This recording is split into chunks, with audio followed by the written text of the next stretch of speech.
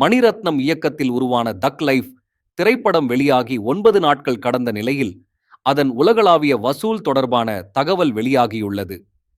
Kamal Haasan, Simbu, Trisha, Abirami, Joju George, Nassar, Ashok Selvan உள்ளிட்ட பலர் முக்கிய கதாபாத்திரங்களில் நடித்த இப்படத்திற்கு ஏ.ஆர். ரஹ்மான் இசையமைத்திருந்தார். கேங்ஸ்டர் பாணியில் கதை அமைந்ததுடன் கமல் மணி ரத்னம் கூட்டணியால் ரசிகர்கள் மத்தியில் பெரும் எதிர்பார்ப்பு ஏற்பட்டது. ஆனால் இப்படம் திரைக்கு வந்த பின்னர் பெரும்பாலானவர்களுக்கு ஏமாற்றமே மிச்சமாகி விமர்சனங்கள் மற்றும் சமூக வலைதளங்களில் ட்ரோல்களாகவே அதிகமாக பேசப்பட்டது.